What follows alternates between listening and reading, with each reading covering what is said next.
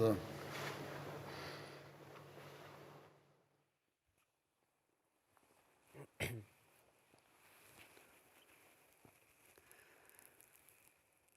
الله أكبر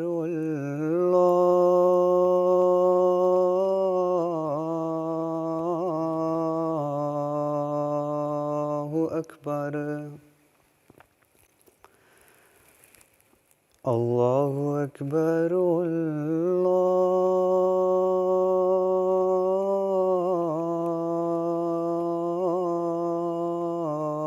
الله أكبر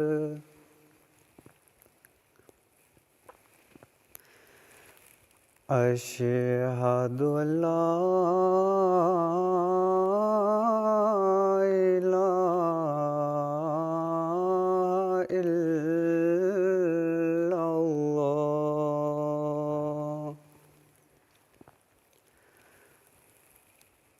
أشهد أن لا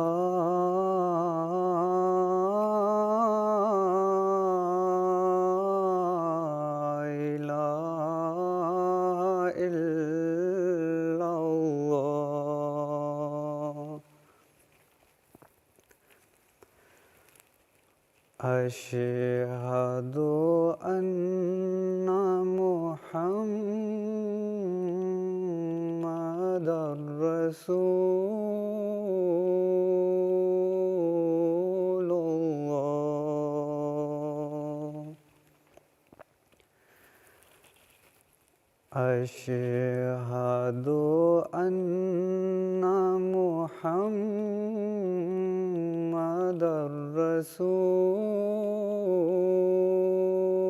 رسول الله حي على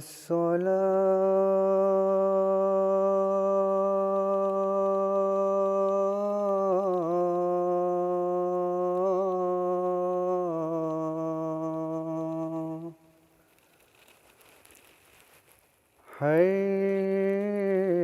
حي على الصلاة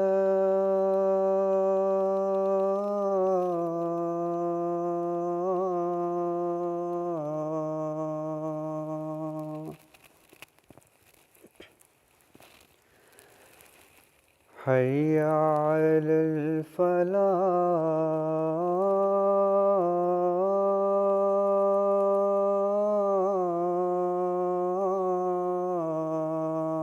الفلاح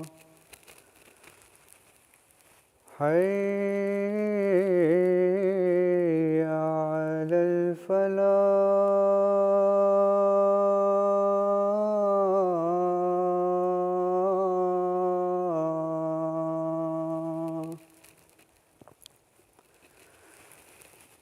الله أكبر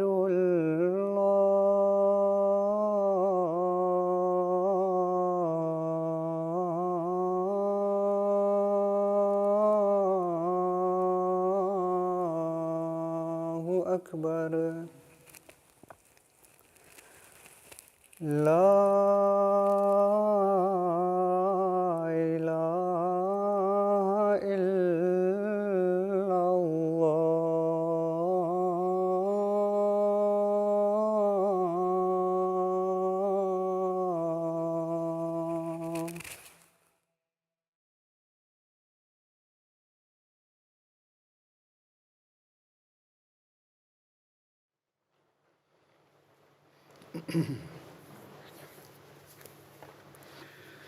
السلام علیکم ورحمۃ اللہ.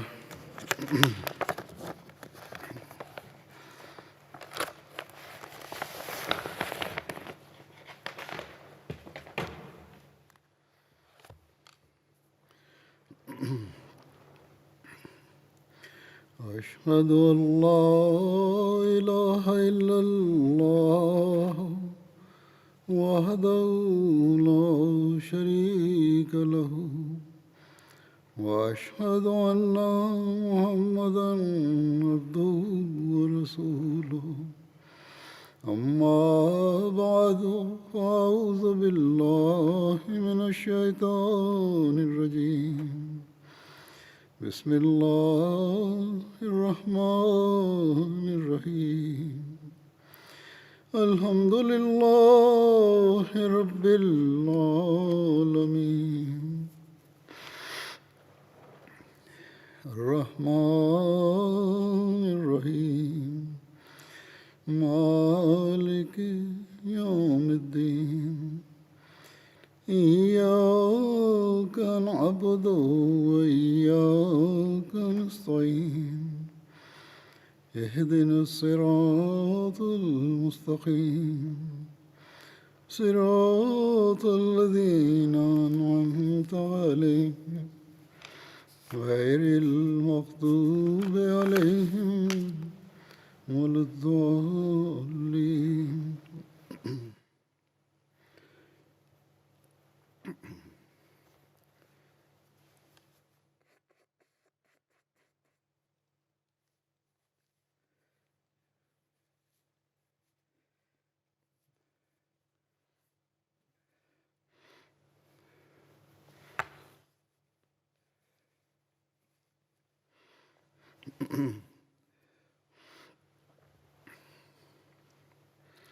حضرت علی رضی اللہ عنہ کا ذکر چل رہا ہے. حضرت مسلم موعود حضرت علی کی شہادت کے پس منظر میں بیان فرماتے ہیں کہ ابھی معاملات پوری طرح سلجھے نہ تھے کہ خوارج کے گروہ نے یہ مشورہ کیا کہ اس فتنے کو اس طرح دور کرو کہ جس قدر بڑے آدمی ہیں ان کو قتل کر دو. چنانچہ ان کے دلیر یعنی بہادر لوگ جو تھے، بعض جرت والے لوگ جو تھے، یہ اقرار کر کے نکلے کہ ان میں سے ایک حضرت علی کو، ایک حضرت معاویہ کو اور ایک عمر بن عاص کو ایک ہی دن میں اور ایک ہی وقت میں قتل کر دے گا.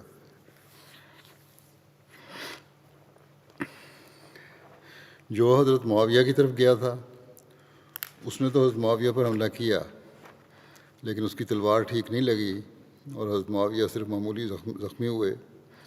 وہ شخص پکڑا گیا اور بعد ازاں قتل کیا گیا. جو عمر بن عاص کو مارنے گیا تھا وہ بھی ناکام رہا، کیونکہ وہ بوجہ بیماری نماز کے لیے نہ آئے تھے.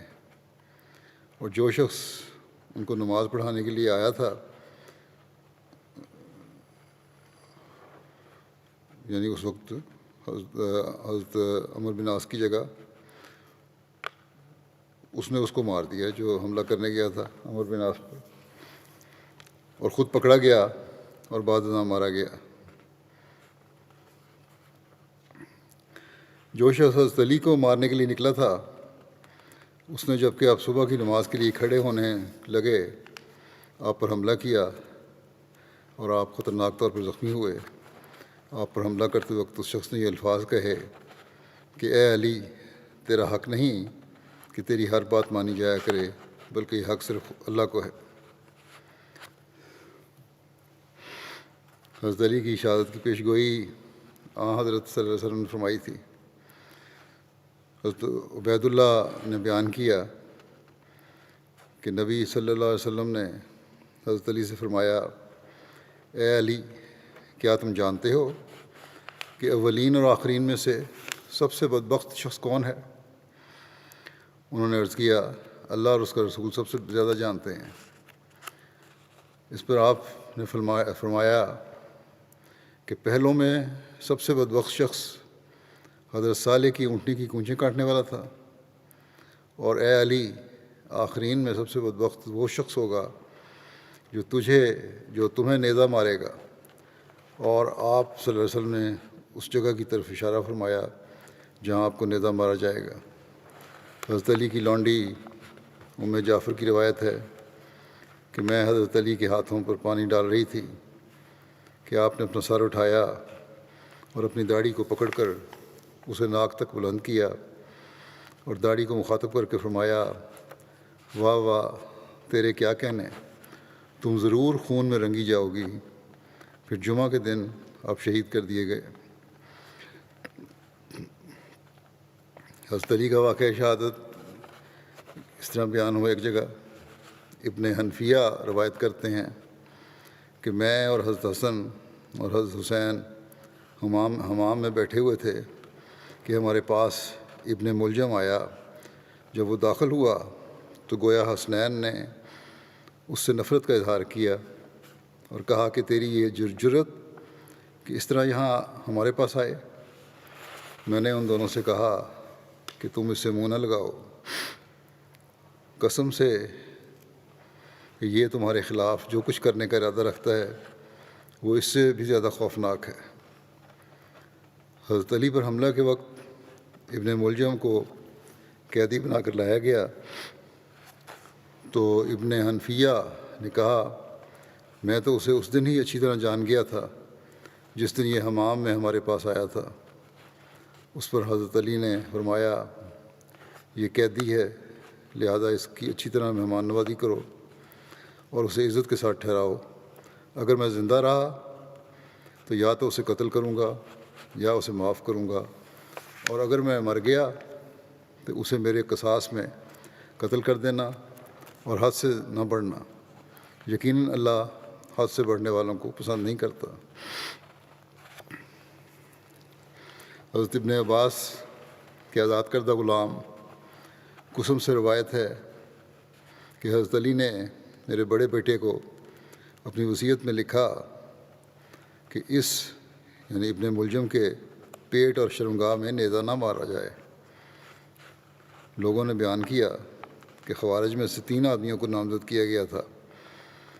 عبد الرحمن بن ملجم مرادی جو قبیلہ ہمیر سے تھا اور اس کا شمار قبیلہ مراد میں ہوتا تھا، جو کندہ کے خاندان بنو جبلہ کا حلیف تھا، اور برق بن عبداللہ تمیمی اور عمر بن بکیر تمیمی۔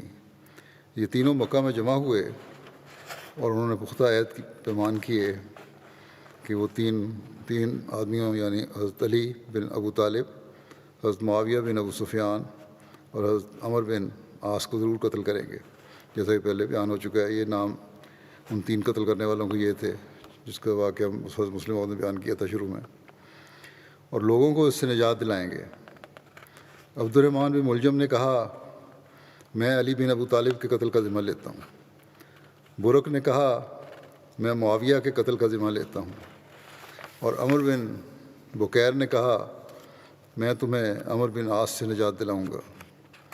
اس کے بعد انہوں نے اس بات پر پختہ عہد پر پیمان کیا اور ایک دوسرے کو یقین دلایا کہ وہ اپنے نامزد کردہ شخص کو قتل کرنے کے عہد سے پیچھے نہیں ہٹیں گے، اور وہ اس وقت تک پہنچے گا یہاں تک کہ اسے قتل کر دے یا اس راہ میں اپنی جان دے دے، یعنی اس حد تک وہ جائیں گے جہاں یا تو قتل کر دیں گے ان تینوں کو یا اپنی جان دے دیں گے، واپس نہیں آئیں گے۔ انہوں نے آپس میں رمضان کی 17ویں رات اس غرض کے لیے مقرر کی۔ پھر ان میں سے ہر شخص اس شہر کی طرف روانہ ہو گیا جس میں اس کا مطلوبہ شخص رہتا تھا، یعنی جسے اس نے قتل کرنا تھا۔ عبد الرحمن بن ملجم کوفہ آیا اور اپنے خارجی دوستوں سے ملا، مگر ان سے اپنے قصد کو پوشیدہ رکھا۔ وہ انہیں ملنے جاتا اور وہ اسے ملنے آتے رہے۔ اس نے ایک روز تیم الرباب قبیلہ کی ایک جماعت دیکھی جس میں ایک عورت قطام بنت شجنہ بن عدی تھی۔ حضرت علی نے جنگ نہروان میں اس کے باپ اور بھائی کو قتل کیا تھا۔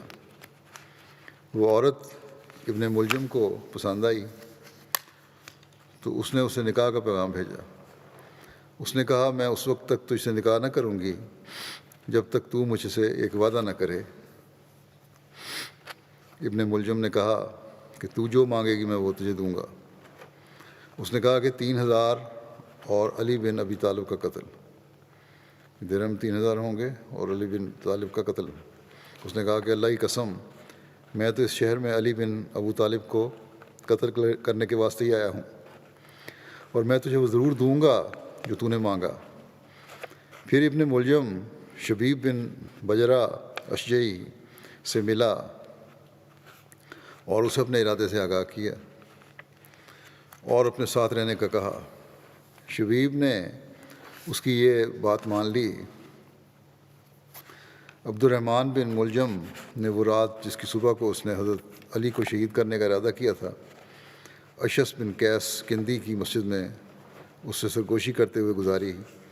طلوع فجر کے قریب اشس نے اس سے کہا، اٹھو، صبح ہو گئی ہے۔ عبد الرحمن بن ملجم اور شبیب بن بجرہ کھڑے ہو گئے اور اپنی تلواریں لے کر اس تھڑے کے بالمقابل آ کر بیٹھ گئے جہاں سے حضرت علی نکلتے تھے۔ حضرت حسن بن علی بیان کرتے ہیں کہ میں صبح سویرے حضرت علی کے پاس آ کر بیٹھ گیا۔ اس وقت حضرت علی نے فرمایا، میں رات بھر اپنے گھر والوں کو جگاتا رہا، پھر بیٹھے بیٹھے میری آنکھوں پر نیند غالب آ گئی تو خواب میں رسول اللہ صلی اللہ علیہ وسلم کو دیکھا۔ میں نے عرض کی، یا رسول اللہ صلی اللہ علیہ وسلم، یعنی حضرت علی فرماتے ہیں، میں نے عرض کیا کہ یا رسول اللہ صلی اللہ علیہ وسلم، مجھے آپ کی امت کی طرف سے ٹیڑھے پن اور شدید جھگڑے کا سامنا ہے۔ آپ صلی اللہ علیہ وسلم نے فرمایا، ان کے خلاف اللہ تعالیٰ سے دعا کرو۔ میں نے کہا، اے اللہ، مجھے ان کے بدلے میں وہ دے جو ان سے بہتر ہو، اور ان کو میرے بدلے وہ دے جو مجھ سے بدتر ہو۔ اتنے میں ابن نباہ مؤذن آئے اور کہا کہ نماز کا وقت ہو گیا ہے۔ حضرت حسن کہتے ہیں کہ میں نے حضرت علی کا ہاتھ پکڑا تو وہ کھڑے ہو کر چلنے لگے۔ ابن نباہ آپ کے آگے تھے اور میں پیچھے۔ جب آپ دروازے سے باہر نکلے تو آپ نے آواز دی کہ اے لوگو، نماز نماز، صلاۃ صلاۃ کی آواز دیتے تھے۔ آپ ہر روز اسی طرح کیا کرتے تھے۔ جب آپ نکلتے تو آپ کے ہاتھ میں کوڑا ہوتا تھا اور آپ لوگوں کو جگایا کرتے تھے دروازوں پہ مار کے۔ عین اس وقت وہ دونوں حملہ آور آپ کے سامنے نکل آئے۔ عینی شاہدوں میں سے بعض کا کہنا ہے کہ میں نے تلوار کی چمک دیکھی اور ایک شخص کو یہ کہتے ہوئے سنا کہ اے علی، حکم اللہ کے لیے ہے نہ کہ تمہارے لیے۔ پھر میں نے دوسری تلوار دیکھی، پھر دونوں نے مل کر وار کیا۔ عبد الرحمن بن ملجم کی تلوار حضرت علی کی پیشانی سے سر کی چوٹی تک پڑی اور دماغ تک پہنچ گئی، جبکہ شبیب کی تلوار دروازے کی لکڑی پر جا لگی۔ میں نے حضرت علی کو یہ فرماتے ہوئے سنا کہ یہ آدمی تم سے بھاگنے نہ پائے، لیکن ہر طرف سے ان پر ٹوٹ پڑے، مگر شبیب بچ کر نکل گیا، جبکہ عبد الرحمن بن ملجم گرفتار کر لیا گیا اور اسے حضرت علی کے پاس پہنچا دیا گیا۔ حضرت علی نے فرمایا کہ اسے اچھا کھانا کھلاؤ اور نرم بستر دو۔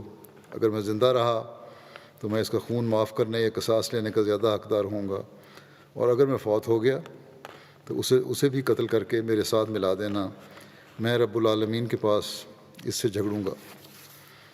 یعنی کہ پھر معاملہ اللہ کے حضور میں پیش کریں گے۔ جب حضرت علی کی وفات کا وقت قریب آیا تو آپ نے وصیت کی۔ آپ کی وصیت یہ تھی، بسم اللہ الرحمن الرحیم۔ یہ وہ وصیت ہے جو علی بن ابی طالب نے کی ہے۔ علی نے وصیت کی ہے، میں وہ گواہی دیتا ہوں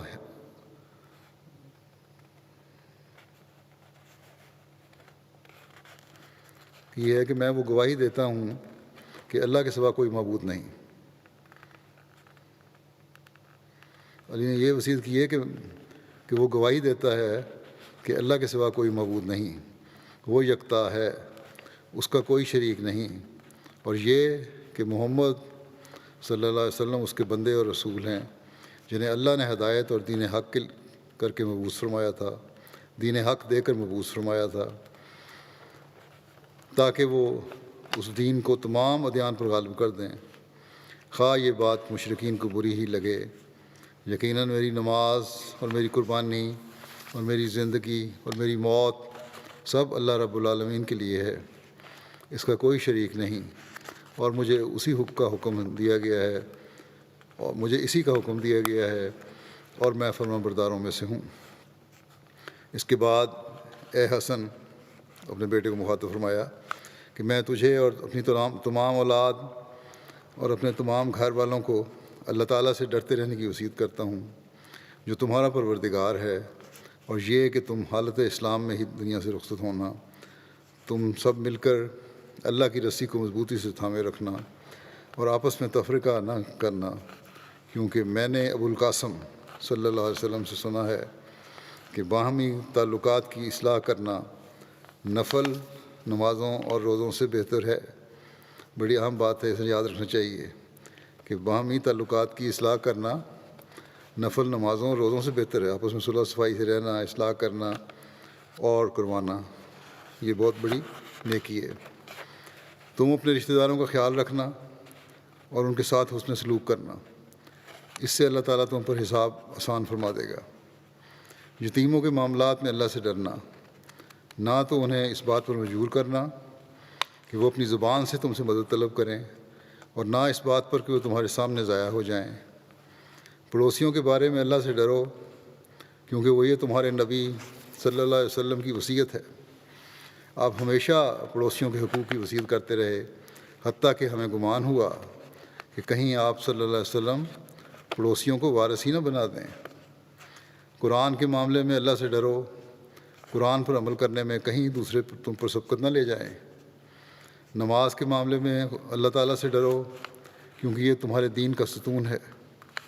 اپنے رب کے گھر کے بارے میں اللہ تعالیٰ سے ڈرو اور زندگی بھر اسے خالی نہ ہونے دو، کیونکہ اگر وہ خالی چھوڑ دیا گیا تو اس جیسا کوئی گھر تمہیں نہ ملے گا۔ اور جہاد فی سبیل اللہ کے معاملے میں اللہ سے ڈرو اور اپنی جانوں اور مالوں سے جہاد کرو، اور زکوٰۃ کے بارے میں اللہ سے ڈرو، کیونکہ یہ رب کے غصے کو بجھاتی ہے۔ اور اپنے نبی صلی اللہ علیہ وسلم کی ذمہ داری کے بارے میں اللہ سے ڈرو، تمہارے درمیان کسی پر ظلم نہ کیا جائے۔ اور اپنے نبی صلی اللہ علیہ وسلم کے صحابہ کے بارے میں اللہ سے ڈرو، کیونکہ رسول اللہ صلی اللہ علیہ وسلم ان کے حق میں وصیت فرمائی ہے۔ اور فقراء اور مساکین کے بارے میں بھی اللہ سے ڈرو اور انہیں اپنے سامان معیشت میں شریک کرو، اور ان کے بارے میں اللہ سے ڈرو جن کے مالک تمہارے دانے ہاتھ میں ہیں، یعنی ذمہ داری جن کی تمہارے سپرد کی گئی ہے، ان کے معاملات کے بارے میں بھی اللہ سے ڈرو۔ نماز کی حفاظت کرو۔ فرمایا اللہ تعالیٰ کی رضا کی خاطر کسی ملامت کرنے والے کا خوف مت کرو۔ اللہ تعالیٰ کی رضا سامنے ہونی چاہیے، بہت اہم چیز ہے۔ وہ خدا تمہارے لیے کافی ہوگا، اس شخص کے خلاف جو تمہیں کوئی نقصان پہنچانا چاہے اور تمہارے خلاف بغاوت کرے، اور لوگوں سے نیک بات کہو جیسا کہ اللہ تعالیٰ نے تمہیں حکم دیا ہے۔ امر بالمعروف اور نہی عن المنکر کو نہ چھوڑو، ورنہ تم میں سے برے تمہارے حاکم بن جائیں گے۔ بڑی اہم بات ہے، امر بالمعروف اور نہی عن المنکر، نیک کاموں کو کہنا اور برے کاموں سے روکنا، اس کو ہمیشہ کاربند رہو، اس کو کبھی نہ چھوڑنا، ورنہ تم میں سے برے تمہارے حاکم بن جائیں گے۔ پھر تم دعا کرو گے مگر تمہاری دعائیں قبول نہ ہوں گی، جو آج کل مسلمان ملکوں کا حال ہے۔ ایک دوسرے سے رابطہ اور تعلق رکھو اور تکلفات کے بغیر ایک دوسرے کے کام آؤ۔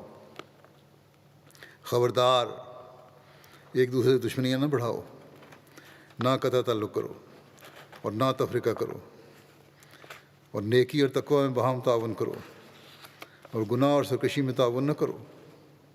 اللہ تعالیٰ کا تقوی اختیار کرو، یقیناً اللہ تعالیٰ سخت سزا دینے والا ہے۔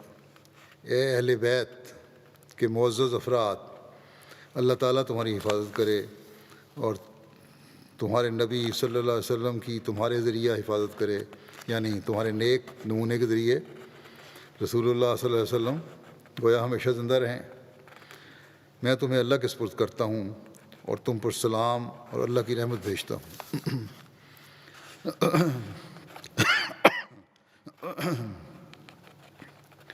ابو سنان کا بیان ہے کہ جب حضرت علی زخمی تھے تو ان کی عیادت کے لیے گئے۔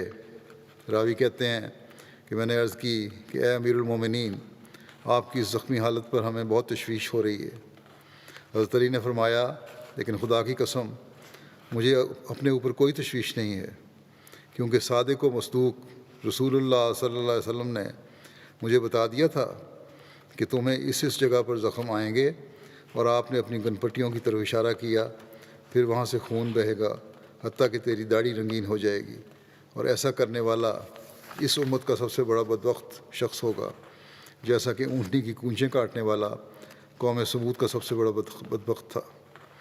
ایک روایت ہے کہ حضرت علی نے اپنے قاتل ابن ملجم کے بارے میں فرمایا، اس کو بٹھاؤ، اگر میں مر گیا تو اسے قتل کر دینا، مگر اس کا مسئلہ نہ کرنا، اور اگر میں زندہ رہا تو میں خود اس کی معافی یا قصاص کا فیصلہ کروں گا۔ حضرت مسلم موعود اس بات کا تذکرہ کرتے ہوئے یوں فرماتے ہیں کہ تاریخوں میں لکھا ہے کہ حضرت علی رضی اللہ عنہ پر ایک شخص نے خنجر کے ساتھ حملہ کیا، آپ کا پیٹ چاک کر دیا، وہ پکڑا گیا۔ بہرحال آپ نے یہ لکھا ہے پیٹ چاک کیا، سر کا زخم بھی تھا، شاید پیٹ پہ بھی ہوا ہو، یا ویسے اپنے کا خیال تھا، یا محاورتاً بولا۔ بہرحال کیونکہ اکثر روایتیں سر کے زخم کی آتی ہیں، وہ پکڑا گیا تو صحابہ نے آپ سے پوچھا کہ ہم اس کے ساتھ کیا سلوک کریں۔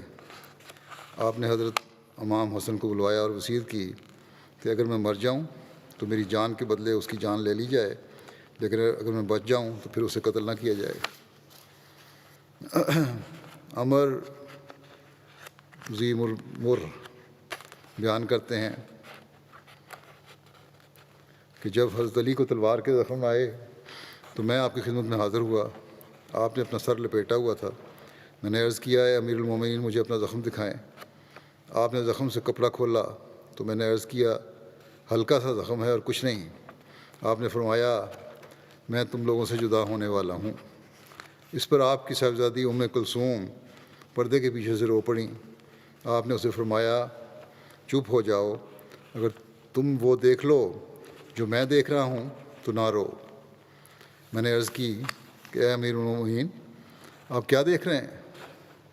فرمایا، یہ فرشتوں اور نبیوں کے وفد ہیں، اور یہ محمد رسول اللہ صلی اللہ علیہ وسلم ہیں جو فرما رہے ہیں، یعنی ایک نظارہ میں دیکھ رہا ہوں، فرشتوں اور نبیوں کے وفد ہیں، محمد رسول اللہ صلی اللہ علیہ وسلم بھی وہاں ہیں کہ اے علی، آپ وسلم فرما رہے ہیں کہ اے علی، خوش ہو جاؤ، کیونکہ جس طرف تم جا رہے ہو وہ اس سے بہتر ہے جس میں تم موجود ہو۔ ایک روایت میں ہے کہ جب حضرت علی اپنی وصیت سے فارغ ہوئے تو فرمایا، میں آپ سب کو السلام علیکم ورحمۃ اللہ وبرکاتہ کہتا ہوں۔ اس کے بعد کوئی بات نہیں کی سوائے لا الہ الا اللہ کے کلمے کے، یہاں تک کہ آپ کی روح قبض ہو گئی۔ جب حضرت علی بن ابو طالب کی وفات ہوئی تو حضرت حسن بن علی ممبر پر کھڑے ہوئے اور فرمایا، اے لوگو، آج کی رات ایک ایسے شخص کی وفات ہوئی ہے کہ نہ اس سے پہلے لوگ اس سے سب قتل جا سکے اور نہ بعد میں آنے والے اس کا مقام پا سکیں گے۔ رسول اللہ صلی اللہ علیہ وسلم جب اسے کسی مہم پر بھیجتے تو جبرائیل اس کے دائیں طرف اور میکائیل اس کے بائیں طرف ہوتے تھے، اور وہ واپس نہ لوٹتا تھا جب تک کہ اللہ تعالیٰ اس کے ہاتھ پر فتح نہ عطا کر دیتا تھا۔ اس نے صرف 700 درہم ترکہ چھوڑا ہے۔ اس کا ارادہ تھا کہ وہ اس رقم سے ایک غلام خریدے، اور اس کی روح اسی رات کو قبض کی گئی جس رات کو حضرت عیسیٰ کی روح کا رفع ہونا ہوا تھا، یعنی 27 رمضان المبارک کی رات۔ ایک اور روایت میں ہے حضرت علی کی شہادت کی تاریخ 17ویں رمضان کی رات سن 40 ہجری بیان ہوئی ہے۔ یہ 40 ہجری کا سال تھا اور آپ کا دور خلافت 4 سال 8.5 ماہ رہا۔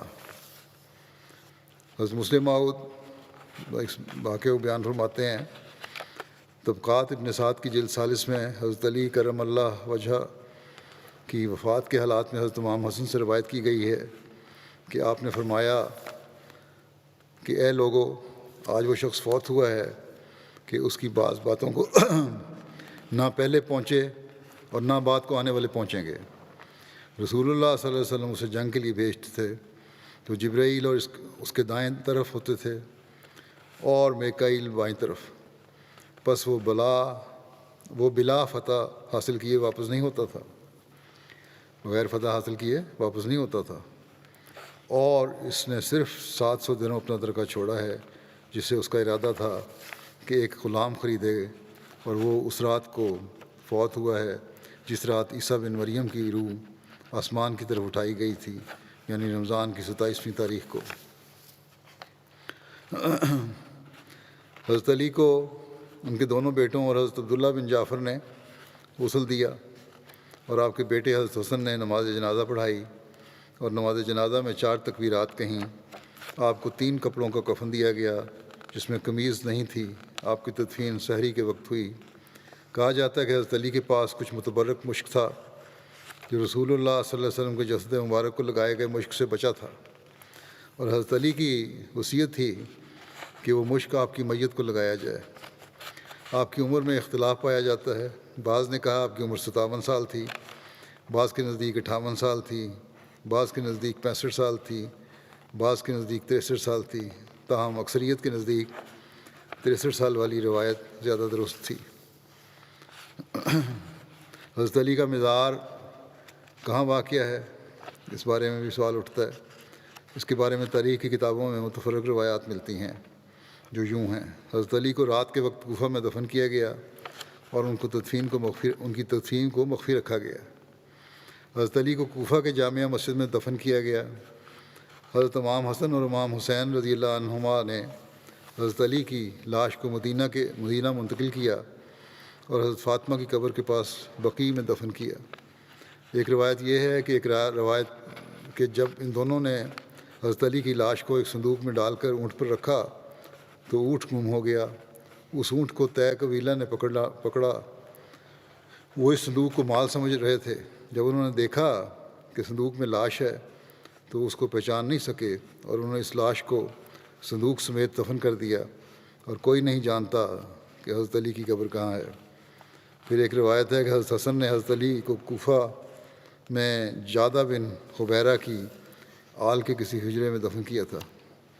کہا جاتا ہے کہ جادہ حضرت علی کا نواسہ تھا۔ امام جعفر صادق کہتے ہیں کہ حضرت علی کا رات کے وقت جنازہ پڑھا گیا اور کوفہ میں ان کی تدفین ہوئی اور ان کی قبر کے مقام کو مخفی رکھا گیا، تاہم وہ قصر عمارت کے پاس تھا۔ حضرت علی کی وفات کے بعد حضرت امام حسن حضرت علی کا جنازہ، ایک دوسری روایت یہ ہے کہ حضرت علی کی وفات کے بعد حضرت امام حسن نے حضرت علی کا جنازہ پڑھایا اور کوفے کے باہر حضرت علی کی تدفین کی گئی اور ان کی قبر کو مخفی رکھا گیا، اس خوف سے کہ خوارج وغیرہ بھی ان کی اور قبر کی بے حرمتی نہ کریں۔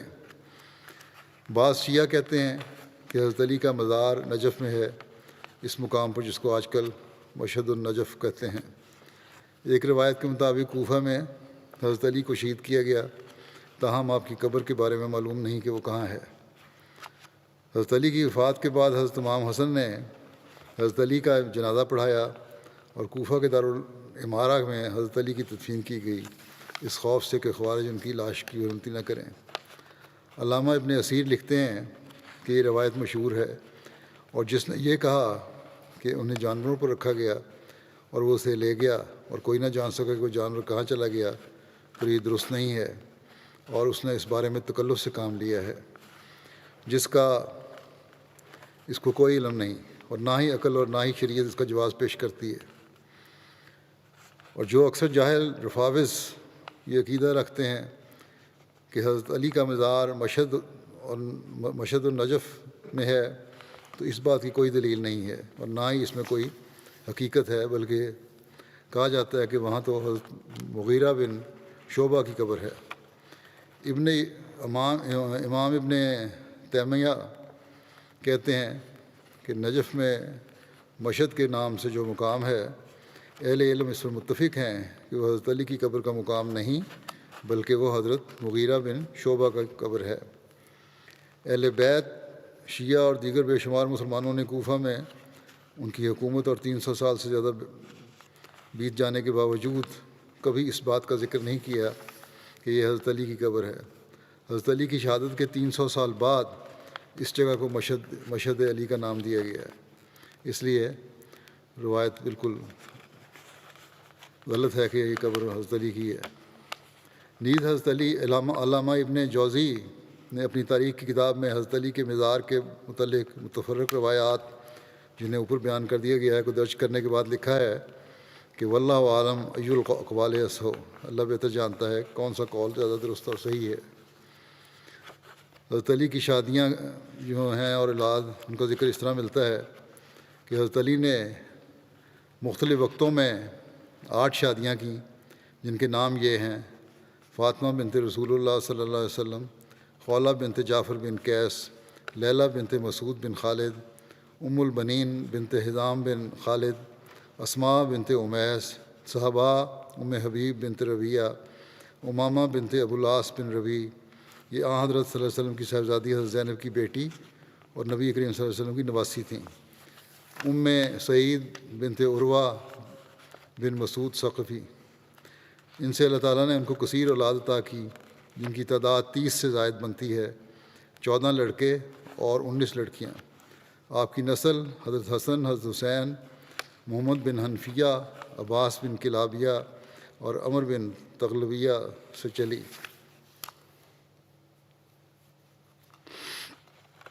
حضرت علی کے فضائل و خصائل اور مناقب کے بارے میں لکھا جاتا ہے کہ حضرت ابن عباس بیان کرتے ہیں کہ رسول اللہ صلی اللہ علیہ وسلم نے فرمایا: انا مدینۃ العلم و علی بابھا ومن اراد المدینۃ فلیات البابا، کہ میں علم کا شہر ہوں اور علی اس کا دروازہ ہے، جو اس شہر کا قصد کرے اس کو چاہیے کہ اس کے دروازے پر آئے۔ حضرت مسلم موعود بیان فرماتے ہیں اس بات کو کہ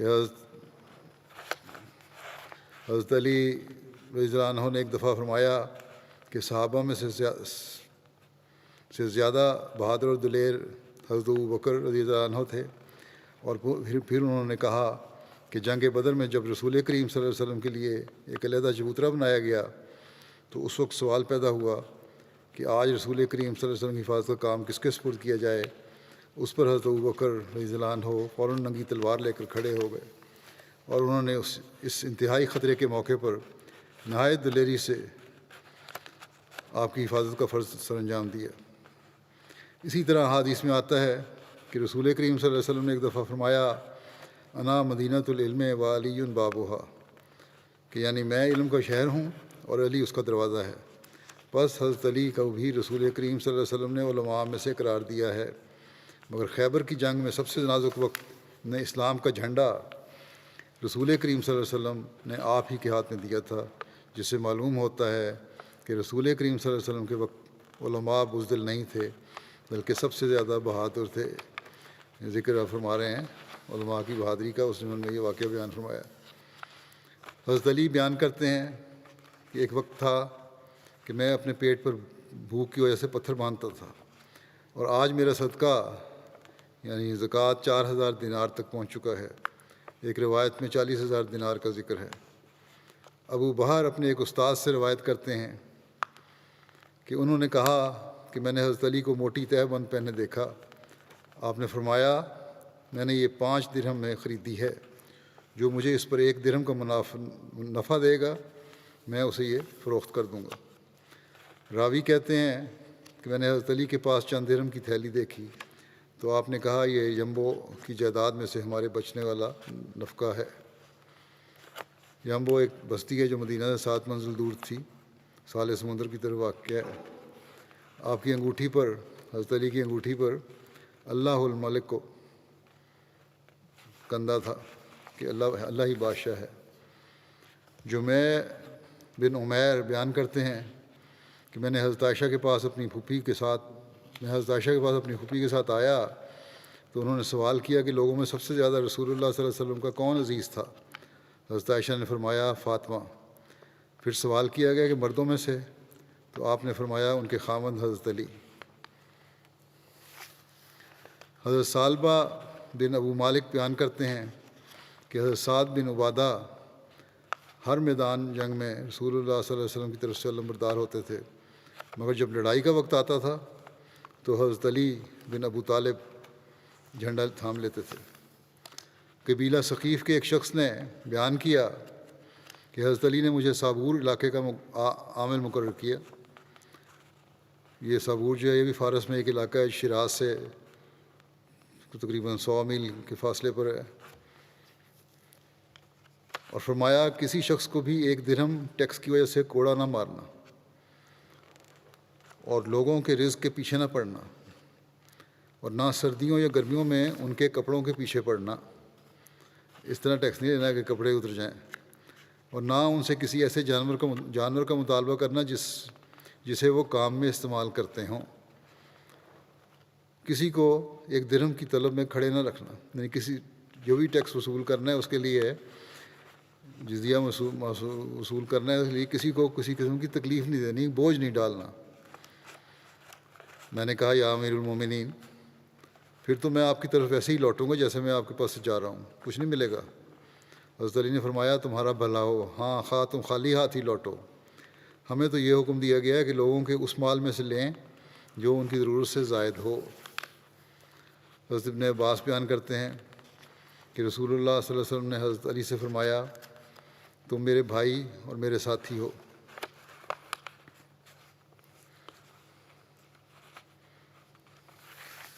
علی بن ربیعہ سے روایت ہے کہ میں حضرت علی کے پاس حاضر تھا جب ان کے لیے ایک جانور لایا گیا تاکہ اس پر سوار ہوں۔ جب آپ نے رکاب میں پاؤں رکھا تو 3 مرتبہ بسم اللہ کہا، جب اس کی پشت پر سیدھا بیٹھ گئے تو الحمدللہ کہا، پھر کہا سبحان الذی سخر لنا ھذا وما کنا لہ مقرنین وانا الی ربنا لمنقلبون، یعنی پاک ہے وہ ذات جس نے اسے ہمارے تابع کر دیا جبکہ ہم اس کی قدرت نہیں رکھتے تھے، اور بے شک ہم اپنے رب کی طرف لوٹ کر جانے والے ہیں۔ پھر آپ نے 3 مرتبہ الحمدللہ اور 3 مرتبہ اللہ اکبر کہا۔ پھر آپ نے یہ دعا پڑھی کہ سبحانک انی قد ظلمت نفسی فاغفر لی فانہ لا یغفر الذنوب الا انت، یعنی تو پاک ہے، یقیناً میں نے ہی اپنی جان پر ظلم کیا، بس مجھے بخش دے کیونکہ تیرے سوا کوئی گناہوں کو نہیں بخش سکتا۔ پھر آپ مسکرائے۔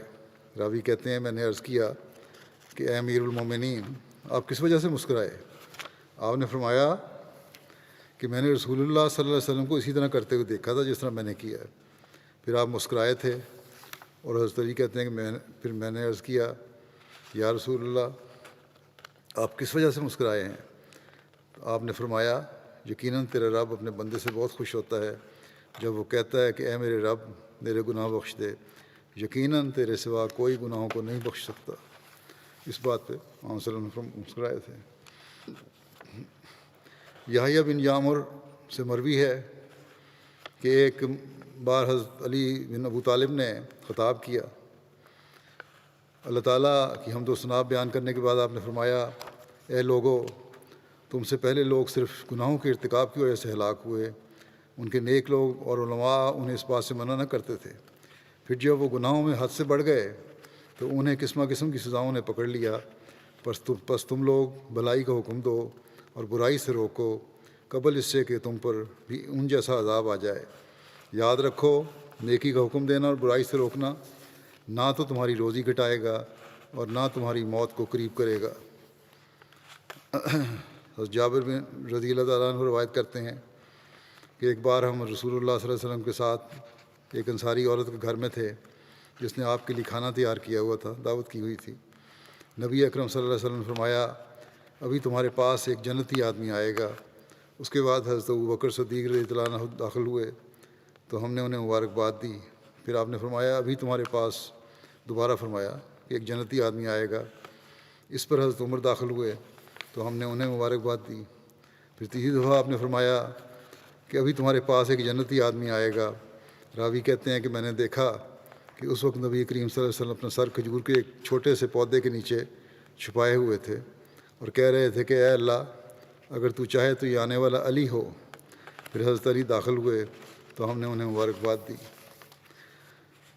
حضرت انس سے روایت ہے کہ رسول اللہ صلی اللہ علیہ وسلم نے فرمایا جنت 3 آدمیوں کی مشتاق ہے اور وہ ہیں علی، عمار اور سلمان۔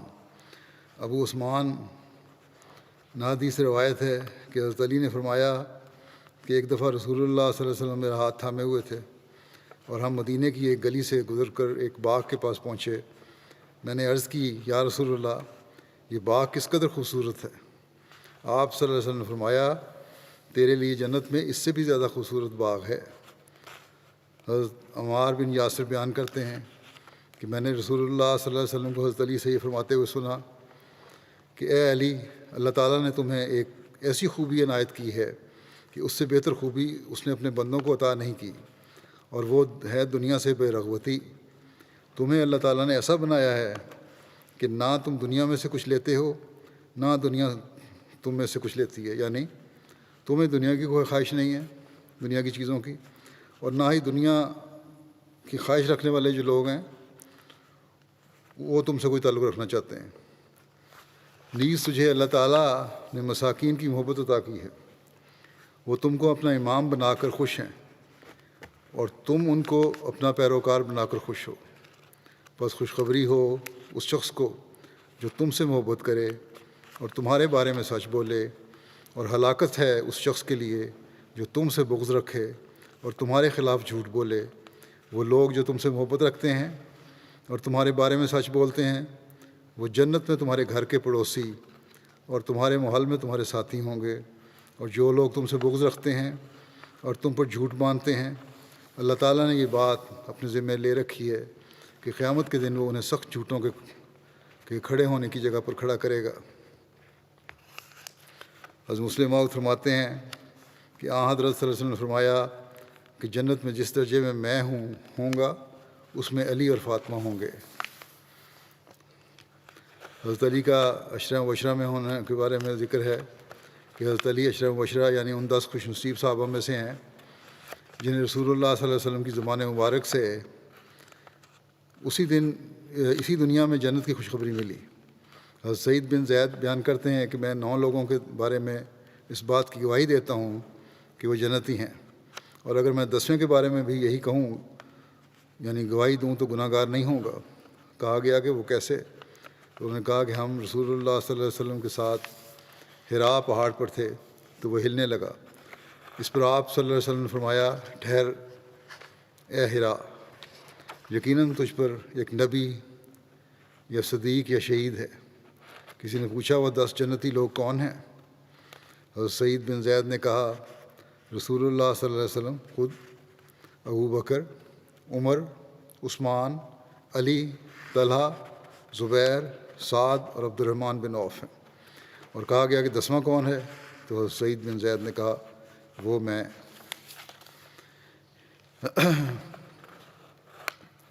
حضرت مسلم علیہ السلام نے یہ واقعہ یہ بیان کرنے لگا ہوں، بیان پہلے بھی ہو چکا ہے، لیکن نفس پر قابو رکھنے اور انانیت کو دور کرنے کے ضمن میں بیان فرمایا ہے، اس لیے یہاں میں دوبارہ یہ بیان کر رہا ہوں۔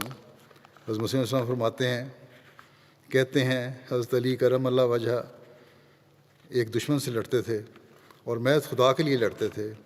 آخر حضرت علی نے ان کو اپنے نیچے گرا لیا اور اس کے سینے پر چڑھ بیٹھے۔ اس نے جھٹ حضرت علی کے منہ پر تھوک دیا۔ آپ فوراً اس کی چھاتی پر سے اتر آئے اور اسے چھوڑ دیا، اس لیے کہ اب تک تو میں محض خدا کے لیے تیرے ساتھ لڑتا تھا، لیکن اب جب کہ تو نے میرے منہ پر تھوک دیا ہے تو میرے اپنے نفس کا بھی کچھ حصہ اس میں شریک ہو جاتا ہے، بس میں نہیں چاہتا کہ اپنے نفس کے لیے تمہیں قتل کروں۔ اس سے صاف معلوم ہوتا ہے کہ آپ نے اپنے نفس کے دشمن کو دشمن نہیں سمجھا۔ ایسی فطرت اور عادت اپنے اندر پیدا کرنی چاہیے۔ آپ نصیحت فرماتے ہیں جماعت کو، اگر نفسانی لالچ اور اغراض کے لیے کسی کو دکھ دیتے اور عداوت کے سلسلوں کو وسیع کرتے ہیں تو اس سے بڑھ کر خدا تعالیٰ کو ناراض کرنے والی کیا بات ہوگی۔ پھر ایک اور موقع پہ تفصیل سے بیان فرمایا آپ نے، اس پر یوں روشنی ڈالی۔ فرماتے ہیں کہ جوش نفسانی اور للہی جوش میں فرق کے واسطے حضرت علی رضی اللہ عنہ کے ایک واقعے سے سبق حاصل کرو۔ لکھا ہے کہ حضرت علی کا ایک کافر پہلوان کے ساتھ جنگ شروع ہوا، بار بار اس کو قابو کرتے تھے، وہ قابو سے نہیں نکل جاتا تھا۔ آخر اس کو پکڑ کر اچھی طرح سے جب قابو کر گیا، اس کی چھاتی پر سوار ہو گئے اور قریب تھا کہ خنجر کے ساتھ اس کا کام تمام کر دیتے کہ اس نے نیچے سے آپ کے منہ پر تھوک دیا۔ جب اس نے ایسا فعل کیا تو حضرت علی اس کی چھاتی سے اٹھ کھڑے ہوئے اور اس کو چھوڑ دیا اور الگ ہو گئے۔ اس پر اس نے تعجب کیا اور حضرت علی سے پوچھا کہ آپ نے اس قدر تکلیف کے ساتھ پکڑا اور میں آپ کا جانی دشمن ہوں، اور خون کا پیاسا ہوں، پھر باوجود ایسا قابو پا چکنے کے آپ نے مجھے اب چھوڑ دیا، یہ کیا بات ہے؟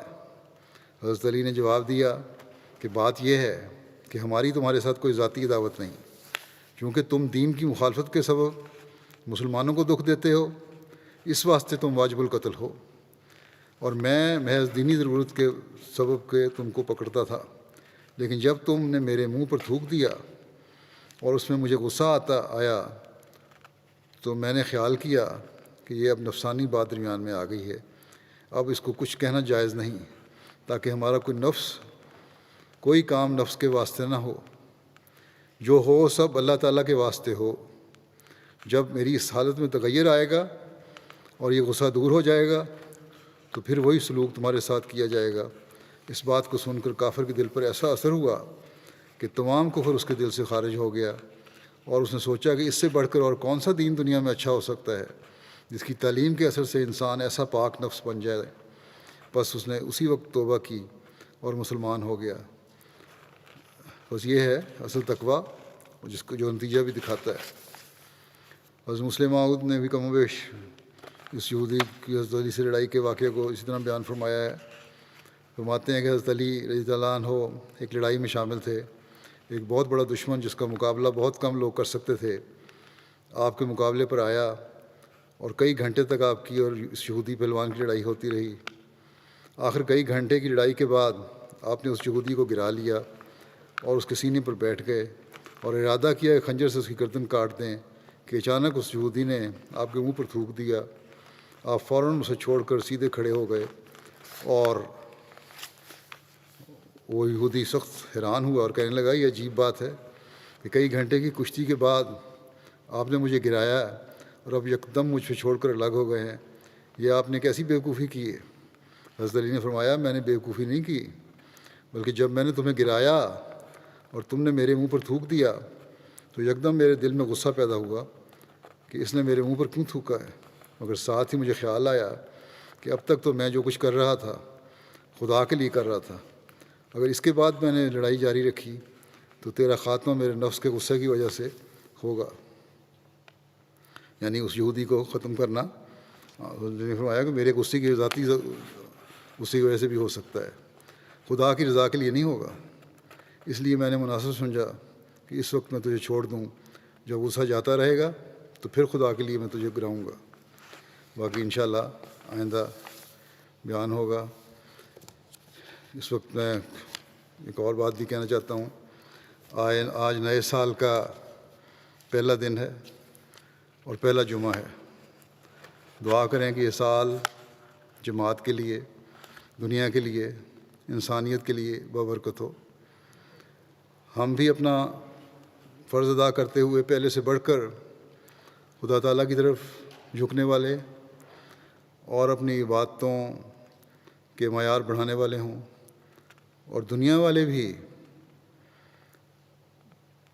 اپنی پیدائش کے مقصد کو سمجھتے ہوئے اللہ تعالیٰ کا حق ادا کرنے والے بن جائیں، اور ایک دوسرے کے حقوق کو پامال کرنے کے بجائے اللہ تعالیٰ کے حکموں پر چلتے ہوئے ایک دوسرے کے حق ادا کرنے والے بن جائیں، ورنہ پھر اللہ تعالیٰ اپنے رنگ میں دنیا والوں کو ان کے فرائض کی طرف توجہ دلاتا ہے۔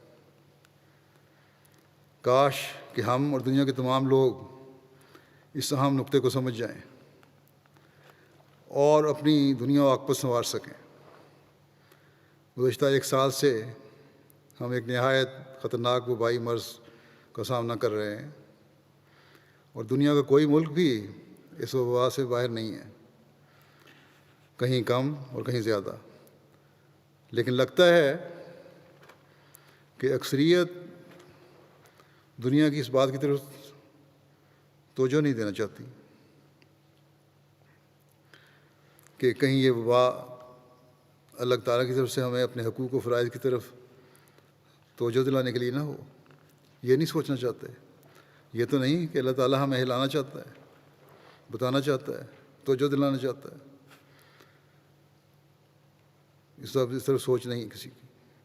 چند ماہ پہلے میں نے بہت سے سربراہان حکومت کو اس طرف توجہ دلانے کے لیے خطوط لکھے تھے، اور کووڈ جو ہے اس کے حوالے سے سمجھانے کی کوشش کی تھی، اور حضرت مسیح موعود علیہ الصلوۃ والسلام کے الفاظ کے حوالے سے اس طرف توجہ دلائی تھی کہ یہ آفات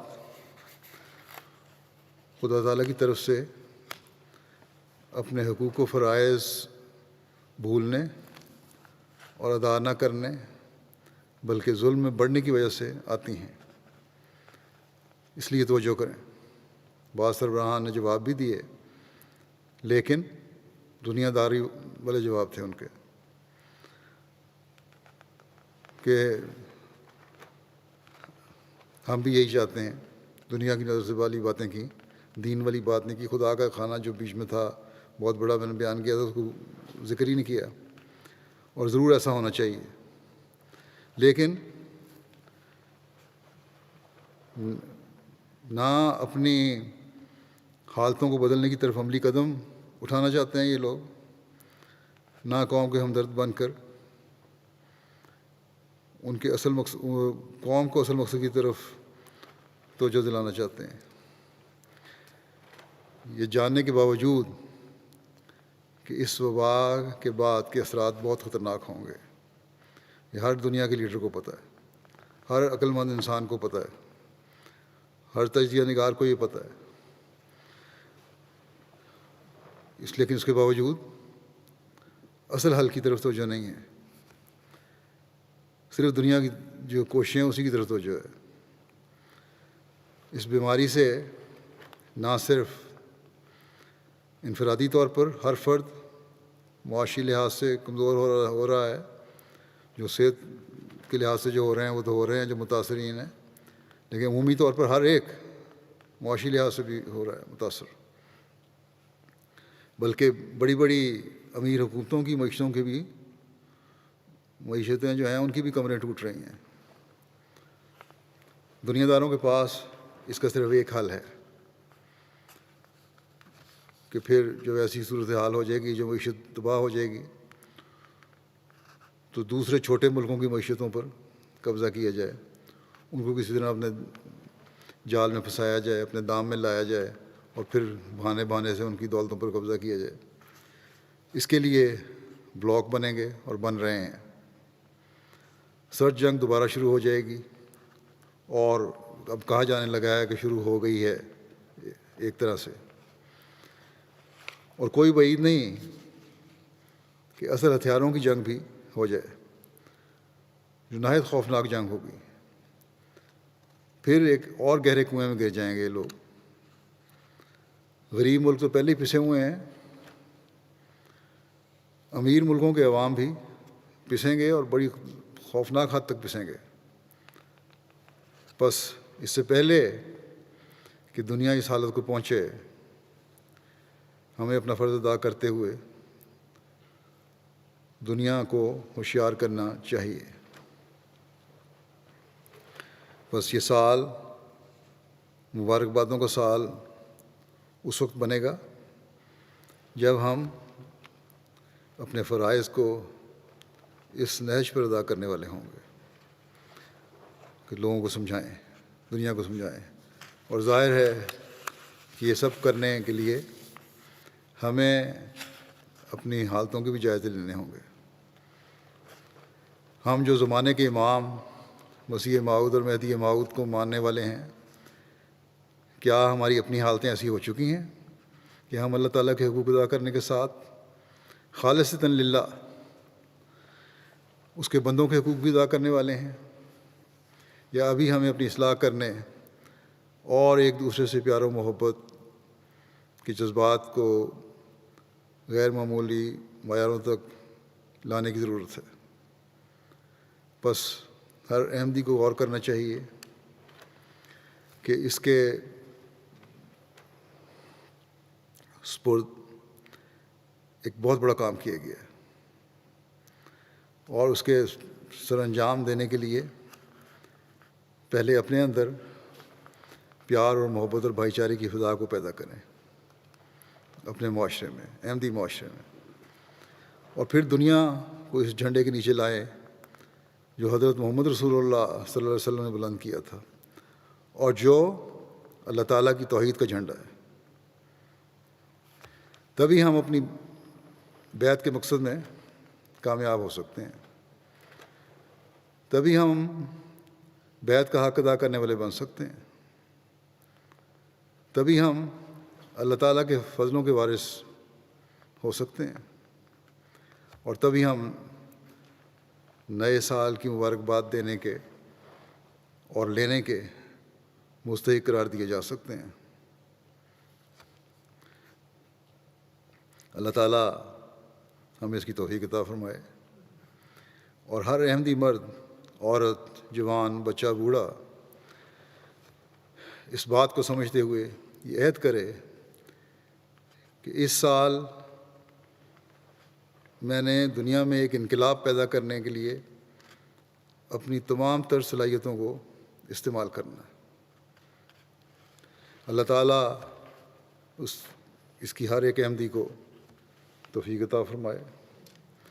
آج کل پاکستان کے احمدیوں کے لیے اور الجزائر کے احمدیوں کے لیے دعا کی طرف بھی میں توجہ دلا رہا ہوں، ان کو اپنی دعاؤں میں بھی یاد رکھیں۔ پاکستان میں بعض جگہ بعض مولوی اور سرکاری اہلکار ظلموں پر اترے ہوئے ہیں۔ اللہ تعالیٰ ایسے ناقابل اصلاح لوگوں کی جلد پکڑ کے سامان کرے۔ اللہ تعالیٰ کے تو علم ہے کن کی اصلاح ہونی اور کن کی نہیں ہونی۔ جن کی نہیں ہونی تو پھر ان کی جلد پکڑ کے سامان پیدا فرمائے۔ توہین رسالت کے جس قانون کے تحت یہ لوگ احمدیوں پر ظلم کرنے کی کوشش کرتے ہیں، اور احمدیوں کو اپنی تربیت کے لیے بھی جو ہمارے بعض ذرائع ہیں ہر ذریعے پر پابندی لگانے کی کوشش کر رہے ہیں، ان سے اس کو اللہ تعالیٰ جلد دور فرمائے اور ہمیں ان سے نجات دلائے۔ اصل میں تو رحمت للعالمین کے نام کو یہ بدنام کرنے والے لوگ ہیں۔ احمدی تو ناموس رسالت صلی اللہ علیہ وسلم کے لیے اپنی جانیں قربان کرنے والے ہیں۔ آج دنیا کو محمد رسول اللہ صلی اللہ علیہ وسلم کے جھنڈے کے نیچے لانے والے سب سے زیادہ کام، بلکہ حقیقی کام احمدی کر رہے ہیں۔ بلکہ کہنا چاہیے کہ اگر کوئی یہ کام کر رہا ہے تو وہ صرف احمدی ہیں۔ بس یہ دنیا دار دنیاوی حکومت اور دولت کے بل بوتے پر ہم پر ظلم تو کر سکتے ہیں، لیکن یہ یاد رکھیں کہ ہم اس خدا کو ماننے والے ہیں جو نعم المولا و نعم النصیر ہے۔ وہ خدا ہے جو نعم المولا ہے اور نعم النصیر ہے۔ یقیناً اس کی مدد آتی ہے اور ضرور آتی ہے، اور اس وقت پھر ان دنیا داروں اور اپنے زوم میں طاقت اور ثروت رکھنے والے جو لوگ ہیں ان کی پھر خاک بھی نظر نہیں آتی جب اللہ تعالیٰ کی مدد اور نصرت آتی ہے۔ بس ہمارا کام ہے کہ دعاؤں سے اپنی عبادتوں کو مزید سجائیں، اور اگر ہم یہ کر لیں گے تو پھر ہی ہم کامیاب ہیں۔ الجزائر کے بارے میں نے کہا تھا کہ سب کو بری کر دیا گیا ہے۔ وہاں ایک کورٹ نے سب کو بری کیا تھا ایک عدالت میں، دوسرے نے بھی معمولی جرمانہ کر کے تقریباً ساروں کو فارغ کر دیا، لیکن اس کے باوجود بھی وہاں ابھی کچھ لوگ ہیں جو اسیر ہیں، جیل میں۔ ان کے لیے بھی دعا کریں کہ ان کی جلد رہائی کا سامان ہو۔ پاکستان کے اسیروں کی رہائی کے لیے بھی دعا کریں۔ ہماری خوشیاں چاہے وہ سال کے شروع کی ہوں یا عید کی، اصل تو اس وقت ہوں گی جب ہم دنیا میں ہر طرف اللہ تعالیٰ کی توحید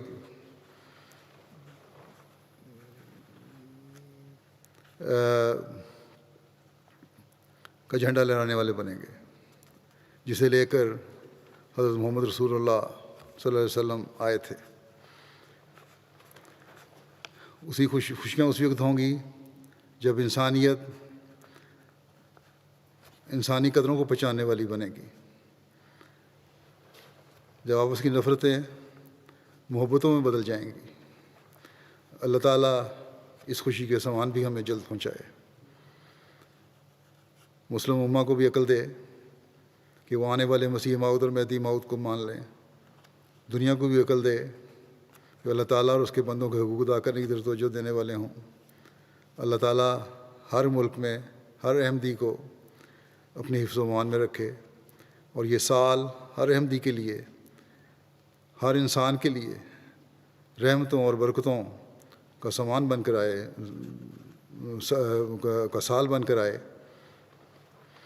اور جو کوتاہیاں اور کمیاں گزشتہ سالوں میں ہم سے ہو گئیں، جو اللہ تعالیٰ کی ناراضگی کا باعث بنی یا ہمیں بعض انعاموں سے محروم رکھنے کا باعث بنی، ان سے اللہ تعالیٰ ہمیں بچائے اور اپنے انعاموں کا اور فضلوں کا وارث بنائے اور ہم حقیقی مومن بن جائیں۔ اللہ تعالیٰ ہمیں ان دعاؤں کی بھی توفیق عطا فرمائے۔